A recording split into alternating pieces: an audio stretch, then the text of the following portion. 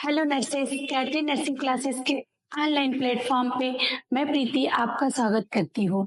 आज हम लोग पढ़ेंगे रिप्रोडक्टिव सिस्टम के बारे में। हमें मिडवाइफरी पढ़ने से पहले रिप्रोडक्टिव सिस्टम की नॉलेज होना बहुत जरूरी होता है। तो आज हम लोग जानेंगे रिप्रोडक्टिव सिस्टम के बारे में। सबसे पहले हम लोग जानेंगे रिप्रोडक्टिव सिस्टम होता क्या है। रिप्रोडक्टिव सिस्टम का मतलब ये है कि वो सारे ऑर्गेन और ग्लैंड मिलके जिनका वर्क होता है रिप्रोडक्शन का, जो रिप्रोडक्शन का काम करते हैं वो हमारे होते हैं रिप्रोडक्टिव सिस्टम। तो रिप्रोडक्टिव सिस्टम जो होता है पेल्विक कैविटी में होता है, और पेल्विक कैविटी में देखेंगे आगे की तरफ जो पेल्विक हमारा प्यूबिक सिम्फाइसिस है, प्यूबिक सिम्फाइसिस बोन, ठीक है। उसके बाद हमारा है ब्लैडर, ठीक है, ब्लैडर है। फिर हमारा रिप्रोडक्टिव सिस्टम जो हमारा ये यूट्रस है, ठीक है, और इसके पीछे हमारा होता है रेक्टम, ठीक है। ये जो पोजीशन है हमारा जो यूट्रस है वो ब्लैडर के ऊपर ऐसे झुका हुआ है, इसको हम बोलते हैं एंटीवर्टेड यूटरस, ठीक है। अगर ये यूट्रस आगे के बजाय ब्लैडर के ऊपर न झुक के ये क्या हो रेक्टम के साइड में चला जाए, इसका मतलब ये जो यूट्रस है इसका पोजीशन ऐसे हो जाए, ठीक है, और ये हमारा ऐसे ब्लैडर है, तो इसको बोलते हैं रेट्रोवर्टेड यूट्रस, ठीक है। ये यूट्रस का एबनॉर्मल पोजीशन होता है, ठीक है। ये क्यों हो सकता है? क्योंकि यहाँ पे लिगामेंट्स, अगर लिगामेंट्स लूज हो जाए तो क्या होगा, यूट्रस जो होता है आगे के झुकने की वजह पीछे की तरफ आ जाता है, जिसको कि हम कहते हैं रेट्रोवर्टेड यूट्रस। हमारा ये आगे की तरफ ब्लैडर होता है। आप देखते हो कभी जैसे डिलीवरी के दौरान हमेशा जब डिलीवरी कराते हैं तो कहते हैं ब्लैडर को खाली करना है, एब्डोमिनल एग्जामिनेशन करते हैं तो ब्लैडर को खाली करवाते हैं, क्योंकि जब ब्लैडर फुल रहता है तो हमारा रिप्रोडक्टिव जो ऑर्गेन है, हमें जो ड्रेस को फील करना है वो फील करने में क्या होता है, प्रॉब्लम होता है, इसलिए हमेशा ब्लैडर खाली करवाते हैं। देखो कि जब डिलीवरी के बाद पोस्टमार्टम हेमरेज होता है उस समय भी ब्लैडर को खाली कराते हैं, क्योंकि कभी कभी ब्लैडर जब फुल होता है तो यूट्रस को कांटेक्ट करने में प्रॉब्लम होती है। जैसे ही ब्लैडर को खाली करा देते हैं यूट्रस कांटेक्ट कर जाता है। तो कभी कभार जो होता है ब्लैडर फुल होना भी एक रीजन होता है यूट्रस को कांटेक्ट न करने के, ठीक है। तो आगे हम देखते हैं कि यूट्रस का पोजीशंस क्या होता है। अब देखिए जैसे हम लोग अभी बात कर रहे थे कि आगे क्या है हमारा ब्लैडर, ठीक है, आगे ब्लैडर है, ये हमारा यूट्रस क्या ब्लैडर की तरफ झुका हुआ है, और ये हमारा क्या है फैलोपियन ट्यूब ओवम, ठीक है, ये पीछे के साइड है। दूसरा फैलोपियन ट्यूब क्या है हमारा ऐसे पीछे के साइड है जो दिख नहीं रहा है, ठीक है। और ये हमारा सिम्फाइसिस ट्यूबिस है, ये हमारा है, ये देखिए हमारा जो है एक्सटर्नल जेनाइटल ऑर्गन है, ये हमारा इंटरनल जेनाइटल, ठीक है। ये हमारा क्या है रेक्टम, ठीक है। तो ये हमारा जो है जो रिप्रोडक्टिव ऑर्गन है इसका नॉर्मल पोजीशन है। प्रेगनेंसी के दौरान जो कहते हैं कि प्रेग्नेंट यूट्रस का पोजीशन हमेशा जो यूट्रस ये हमारा एंटीवर्टेड है, एंटीवर्टेड यूट्रस है। प्रेग्नेंट यूट्रस क्या होता है, ये ऐसे सीधा हो जाता है, ठीक है, जिसको बोलते हैं प्रेग्नेंट यूट्रस, ठीक है, सीधा होता है पेल्विक से क्योंकि इसको एब्डोमिनल कैविटी में जाना है। और अगर यूट्रस का पोजीशन हमारा बैक साइड में जाता है, जो भी हमने देखा, ये हो जाता है हमारा रेट्रोवर्टेड यूट्रस, जो कि एबनॉर्मल पोजीशन होता है, ठीक है। चलिए अब हम लोग देखते हैं कि जो हमारा रिप्रोडक्टिव सिस्टम है उसको दो पार्ट में डिवाइड किया गया है। जब हम उसको स्टडी करते हैं दो पार्ट में डिवाइड करते हैं, एक्सटर्नल रिप्रोडक्टिव सिस्टम और इंटरनल रिप्रोडक्टिव सिस्टम, ठीक है। तो सबसे पहले हम लोग देखते हैं external reproductive system. External reproductive system में सबसे ऊपर देखेंगे हमारा मोन्स प्यूबिस होता है, ठीक है। ये हमारा फैटी पैड लाइक स्किन के संरचना होते हैं जो प्यूबिस बोन्स के अपर एरिया में होता है, प्यूबिस बोन्स को प्रोटेक्ट करता है। ठीक है, ये हमारा क्लाइटोरिस होता है, यहाँ पे ब्लड की सप्लाई मैक्सिमम होती है और यहाँ पे सेंसरी नर्व पाए जाते हैं। ठीक है, जो सेंसरी नर्व होते हैं वो इंटरकोर्स के दौरान ये जो होते हैं सेंसेशन के प्लेजर्स के रिस्पॉन्स होते हैं वो क्लाइटोरिस से होता है। ठीक है, फिर हमारा जो है लाइबिया माइनोरा और लाइबिया मेजोरा, दो बाउंड्री होती है। ठीक है, दो बाउंड्री होती है, स्किन के डबल फोल्डेड बाउंड्री होती है जो internal pelvic internal reproductive organ है उसको क्या करता है, प्रोटेक्ट करता है। ठीक है, तो लाइबिया मेजोरा, मेजोरा जो होता है बाहर की तरफ होता है, माइनोरा जो होता है छोटा मेजोरा मतलब बाहर की बड़ी बाउंड्री होती है, और जो माइनोरा होता है वो छोटी बाउंड्री होती है। ठीक है, तो ये हमारा है लाइबिया मेजोरा और ये हमारा लाइबिया माइनोरा। ठीक है, अंदर की तरफ होती है। ठीक है, फिर उसके बाद हमारा होता है वेस्टिब्यूल। वेस्टिब्यूल जो होता है वो हमारा यूरेथ्रा इंटरनल एरिया, अगर जैसे हम लेबिया मेजोरा और माइनोरा को हटाएंगे तो ये ट्राइएंगुलर जो एरिया आता है ये हमारा एरिया होता है वेस्टिब्यूल, जिसमें हमारा यूरेथ्रल ओपनिंग होता है। ठीक है, और हमारा वेजाइनल ओपनिंग और क्लाइटोरिस आता है। ठीक है, हमारा नीचे साइड में एनस होता है, एनस में अगर हम ट्राइएंगुलर एरिया बनाएंगे तो ये हमारा होता है पेरिनियम। ठीक है, ये पेरिनियम एरिया होता है। देखते हैं जब डिलीवरी के दौरान कहते हैं ना कि हमें पेरिनियल सपोर्ट करना है। ठीक है, पेरिनियल सपोर्ट नहीं करेंगे तो क्या हो जाएगा, एनस रप्चर हो जाएगा। ठीक है, तो ये हमारा पेरिनियल एरिया होता है। ठीक है, वेजाइनल ओपनिंग। ठीक है, अब हम लोग आते हैं इंटरनल रिप्रोडक्टिव सिस्टम पे। ठीक है, इंटरनल रिप्रोडक्टिव सिस्टम में क्या है, हमारा वेजाइना है जो एक्सटर्नल रिप्रोडक्टिव सिस्टम, और जो इंटरनल रिप्रोडक्टिव सिस्टम जो यूट्रस होता है उसके बीच का ऑर्गन है। ठीक है, तो ये हमारा वेजाइना होता है। ठीक है, ये हमारा वेजाइना है, ये हमारा सर्विक्स है। ठीक है, जिसमें सर्विक्स को हम बोलते हैं neck of uterus. Neck of uterus, जो सर्विक्स होता है उसपे दो ओपनिंग होती है। ठीक है, एक होता है हमारा एक्सटर्नल ओस और एक होता है हमारा इंटरनल ओस। ठीक है, बाकी हमारा यूट्रस है, यूट्रस में यूट्रस जो होता है उसको तीन भाग में डिवाइड करते हैं। ये हमारा होता है isthmus, body and फंडल। Fallopian tube होता है और ओवरी होती है। ठीक है, अब हम लोग देखेंगे कि जो वेजाइना होता है उसकी लंबाई क्या होती है। क्योंकि जैसे ये वेजाइना है, वेजाइना को कहते हैं कि आगे की तरफ जो इंटीरियर साइड में होता है, इंटीरियर साइड में जो वेजाइना होता है वो 7.5 सेंटीमीटर लंबा होता है, और जो पोस्टीरियर साइड होता है वो 10 सेंटीमीटर लॉन्ग होता है।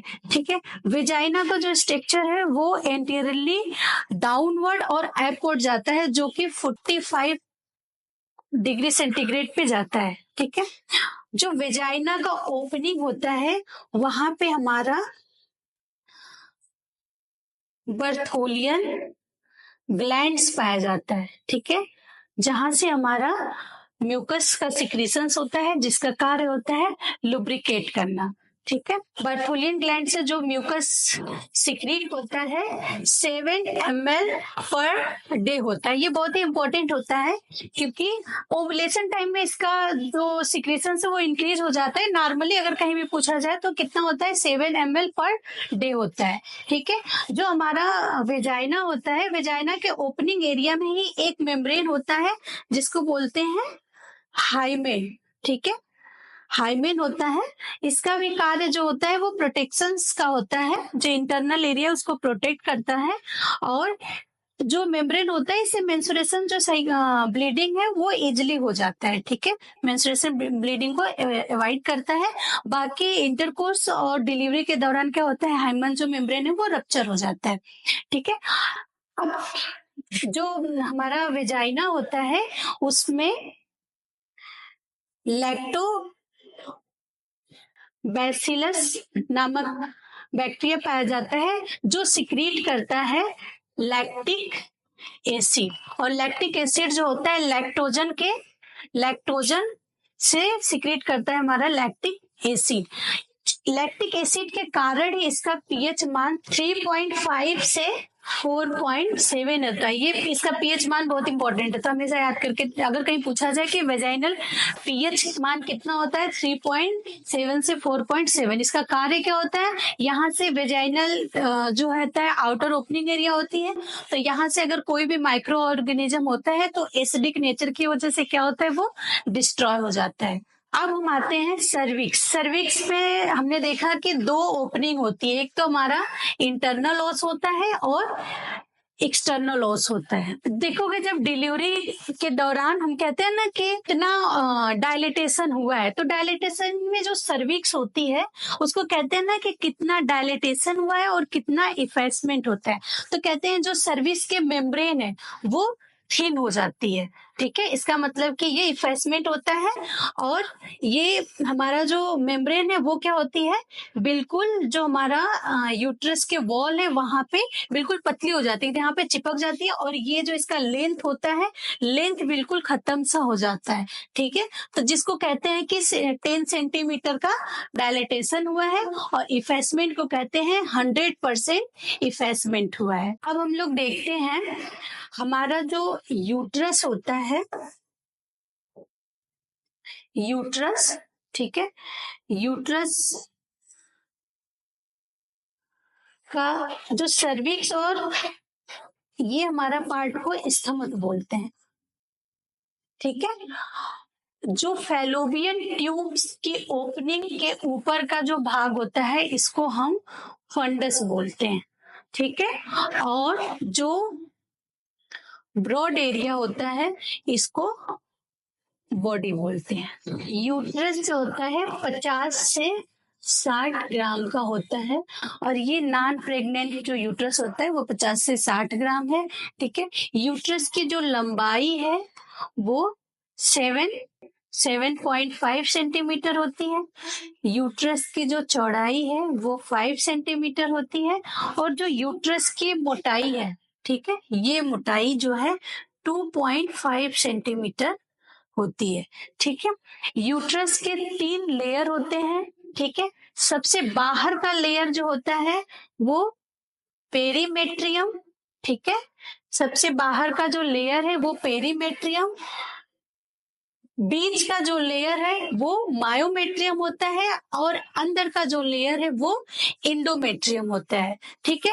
पेरीमेट्रियम का जो लेयर होता है वो जो हमारा पेरिटोनियम होता है, उसके जो डबल फोल्डेड स्किन होते हैं जिसको कि सीरस मेम्ब्रेन जैसा होता है, ठीक है, जो हमारे रिप्रोडक्टिव ऑर्गन का सबसे आउटर लेयर होता है, ठीक है, जो एक तरीके से प्रोटेक्शन के काम करते हैं, ठीक है। मायोमेट्रियम जो होता है ये मस्कुलर लेयर होता है, ठीक है, मस्कुलर लेयर होता है, क्योंकि जो हमारा मस्कुलर लेयर में हमारा लॉन्गिट्यूडिनल, ट्रांसवर्स, ऑब्लिक मसल्स होते हैं, क्योंकि और इलास्टिक टिश्यूज पाए जाते हैं, क्योंकि जब यूट्रस प्रेगनेंसी का स्टेज होता है तो ये मस्कुलर लेयर क्या होते हैं, जो इलास्टिक ये स्ट्रेस होते हैं, और ये फिर यूट्रस जो होते हैं अपने साइज में इंक्रीज करके एब्डोमिनल कैविटी में जाता है, और बेबी को स्पेस देता है बेबी के ग्रोथ के लिए, ठीक है। इंडोमेट्रियम लेयर को हम बोलते हैं फंक्शनल लेयर, ठीक है। इंडोमेट्रियम लेयर को फंक्शनल लेयर क्यों बोलते हैं, क्योंकि इंडोमेट्रियम लेयर एक बेबी के जो हमारा जाइगोट होता है इम्प्लांट होने के लिए हर मेंस्ट्रुएशन साइकिल में इंडोमेट्रियम बनता है, और फिर मेंस्ट्रुएशन साइकिल जैसे 28 डेज होता है जो इसका सिक्रेटरी फेज होता है, उस पे एंडोमेट्रियम क्या होता है, टूट जाता है और ब्लीडिंग के थ्रू बाहर आ जाता है। ठीक है, अगला जैसे नेक्स्ट साइकिल शुरू होता है प्रोलाइफरेटिव फेज, उसमें क्या होता है, एंडोमेट्रियम फिर से बनता है। ठीक है, जैसे फर्टिलाइजेशन नहीं होता है तो एंडोमेट्रियम फिर से क्या करता है, टूट के बाहर आ जाता है। ठीक है, प्रेग्नेंट स्टेज में हम जो यूट्रस होता है उसके 3 लेयर बोलते हैं, पेरीमेट्रियम, मायोमेट्रियम, इंडोमेट्रियम। लेकिन यही जब एक प्रेग्नेंट यूट्रस होता है उसमें हम बोलते हैं जो इंडोमेट्रियम होता है इसको हम डेसिडुआ बोलते हैं, डेसिडुआ। ठीक है, डेसिडुआ बोलते हैं क्योंकि अब इसका नेचर चेंज हो जाता है, ये एक फेवरेबल इन्वायरमेंट देता है ताकि जो जाइगोट है उसका इम्प्लांटेशन हो सके, बेबी को न्यूट्रिशंस मिल सके और बेबी का प्रॉपर ग्रोथ हो सके, क्योंकि जो प्लेसेंटा होता है वो इंडोमेट्रियम लेयर से ही क्या होता है, चिपकता है। ठीक है, तो ये सारे फेवरेबल कंडीशंस कौन देता है, डेसिडुआ। जो इंडोमेट्रियम मॉडिफाई हो जाता है प्रेग्नेंट यूट्रस के लिए तो उसका नाम हो जाता है यहाँ पे डेसिडुआ। ठीक है, अगला हमारे रिप्रोडक्टिव सिस्टम का जो पार्ट होता है वो हमारा है फैलोपियन ट्यूब। ठीक है, फैलोपियन ट्यूब दोनों साइड, जो यूट्रस है उसके दोनों साइड क्या होता है, फैलोपियन ट्यूब होता है। ये जो फैलोपियन ट्यूब होता है ये 10 सेंटीमीटर होता है। ठीक है, 10 सेंटीमीटर होता है। ये जो होता है हमारा फैलोपियन ट्यूब, ऊपर जो हमारा फंडस होता है, फंडस और बॉडी जो होता है, बॉडी का अपर पार्ट और जो फंडस एरिया वहां से इसकी ओपनिंग होती है। सबसे जो हम फैलोपियन ट्यूब को देखेंगे उसको कई पार्ट में डिवाइड करके पढ़ते हैं। ठीक है, तो पहला हमारा जो होता है इंटरस्टिशियल्स, दूसरा होता है हमारा इस्थमस। ठीक है, तीसरा हमारा सबसे लॉन्ग पार्ट होता है एम्पुला। ठीक है, एम्पुला होता है, एम्पुला में ही क्या होता है, जो हमारा ओवम होता है उसका फर्टिलाइजेशन होता है। ठीक है, और फिर होता है हमारा इनफंडिबुलम, इनफंडिबुलम जिसके साथ फिम्ब्रिया जुड़ा होता है। ठीक है, फिम्ब्रिया जो होते हैं 15 से 20 फिम्ब्रिया जो है इनफंडिबुलम से ऐसे फिंगर लाइक संरचना के साथ जुड़ा रहता है, जो यूट्रस जो हमारा ओवरी है, ओवरी को होल्ड करता है। ठीक है, तीसरा हमारा जो अब नेक्स्ट हमारा रिप्रोडक्टिव सिस्टम का पार्ट है ओवरी। ओवरी जो होता है ओवरी ग्लैंड होती है। ठीक है, ओवरी ग्लैंड है। रिप्रोडक्टिव सिस्टम में हमारा एक ओवरी ग्लैंड होती है और एक मैमरी ग्लैंड होती है। ठीक है, मैमरी ग्लैंड जो ब्रेस्ट होता है। ठीक है, ओवरी ग्लैंड जो होता है, ओवरी का वर्क होता है ओवम को प्रोड्यूस करना। ठीक है, जैसे जब एक गर्ल्स पैदा होती है तो 40 लाख लैग जो होता है ओवम इमेच्योर स्टेज में होता है। लगभग 600 जो ओवम होता है वो मैच्योर होता है और पर साइकिल, ठीक है, पर साइकिल क्या होता है, रिलीज होता है और फर्टिलाइजेशन का वेट करता है, और फर्टिलाइजेशन हुआ तो प्रेगनेंसी होती है। ठीक है, तो जैसे पहला साइकिल हुआ तो उससे एक ओवम रिलीज होगा। ठीक है, नेक्स्ट साइकिल जो दूसरा साइकिल होगा उसमें दूसरे लेफ्ट साइड से रिलीज होगा, फिर दूसरे साइकिल में राइट साइड से रिलीज होगा। ऐसे करके प्रत्येक मेंस्ट्रुएशन साइकिल में एक एक ओवम मैच्योर होता है और रिलीज होता है। ठीक है, जैसे देख रहे हैं कि ये हमारा ओवम है जो इमेच्योर स्टेज में है, फिर ओवम क्या होता है, मैच्योर होता है, और मैच्योर होने के बाद क्या होता है, फिम्ब्रिया के द्वारा कैच कर लिया जाता है। ठीक है, और जिसके आउटर लेयर होते हैं उसको हम बोलते हैं कार्पस लूटियम। ठीक है, जो हमारा ओवरी होता है वो हार्मोन सिक्रेट करता है, प्रोजेस्टेरॉन, एस्ट्रोजेंस और इनहिबिटिन। ठीक है, तो हमारा जो ओवरी होता है ये ग्लैंड है जो हमारा 3 हार्मोन सिक्रेट करता है, प्रोजेस्टेरॉन, एस्ट्रोजन और इनहिबिटिन। ठीक है, ये हमारा जो फॉलिकल स्टिमुलेटिंग हार्मोन स्टिमुलेट करता है, जो फॉलिकल बनता है, फिर बाद में इसको क्या करता है, इनहिबिटिंग हार्मोन क्या करता है, उसको रोक देता है। ठीक है, प्रोजेस्टेरॉन हार्मोन जो होता है हमारा प्रेगनेंसी को मेंटेन करता है, एस्ट्रोजन हार्मोन जो होता है वो प्रेगनेंसी के दौरान जो हमारे इंडोमेट्रियम वगैरह के लेयर है उसको मेंटेन करके रखता है। और ये जो होता है अगला ओवम जो बनने से रोकता है, ताकि अगर ओवम फर्टिलाइज हो चुका है, इम्प्लांट हो चुका है, तो अगला ओवम न बने, जो कि हमारे मेंस्ट्रुएशन साइकिल को क्या करता है, कंट्रोल करता है। ओवरी का वेट जो होता है 4 से 7 ग्राम, ठीक है। इसकी जो लंबाई है ये 3 सेंटीमीटर होता है, ठीक है। ये 2 सेंटीमीटर इसकी चौड़ाई होती है, ठीक है। और इसकी जो मोटाई होती है वो 1 सेंटीमीटर होती है, ठीक है। ओवरी का जो लेयर होता है वो 2 लेयर होता है, ठीक है। मेड्यूला, बाहर का लेयर मेड्यूला, और अंदर का जो होता है वो कार्टेक्स, ठीक है। ये बाहर का जो है लेयर्स, ये क्या है, मेड्यूला है, और अंदर वाला जो है वो क्या होता है, कार्टेक्स होता है, ठीक है। मेड्यूला और ये कार्टेक्स होता है। ऐसे ही जो हमारा फेलोपियन ट्यूब होता है, फेलोपियन ट्यूब भी में 3 लेयर होता है, ठीक है। आउटर लेयर होता है, ठीक है। इनर लेयर, मिडिल लेयर होता है, मिडिल जो मस्कुलर लेयर होता है, और जो इनर लेयर होता है वो सिलिएटेड कॉलुमनर इपिथेलियल लेयर होता है, ठीक है। जो सिलिएटेड होता है, जैसे कॉलुमनर इपिथेलियल है, ठीक है, तो ऐसे सीलिया फॉर्मेशन पाया जाता है, जो हेल्प करता है जब ओवम फिम्ब्रिया से कैच करके इम्पुला तक आता है, तो सीलिया के द्वारा इसका मूवमेंट होता है, जो ओवम है ऐसे लुढ़कते हुए इसका होता है, मूवमेंट होता है, ठीक है। और यहाँ पे फर्टिलाइजेशन होता है जाइगोट के थ्रू, फिर क्या होता है, लुढ़कते हुए आता है, फिर इसका क्या होता है, इम्प्लांटेशन होता है। वीडियो हमारा लाइक करिए, सब्सक्राइब करिए और बने रहिए जीएनसी क्लासेस के साथ। अगला वीडियो जो हमारा आएगा रिप्रोडक्टिव सिस्टम के रिलेटेड जितने कार्य हैं, डिजीजेज हैं, जो प्रॉब्लम्स है, उसको लेके आएंगे। तो बने रहिए हमारे जीएनसी क्लासेस के साथ। Thank you.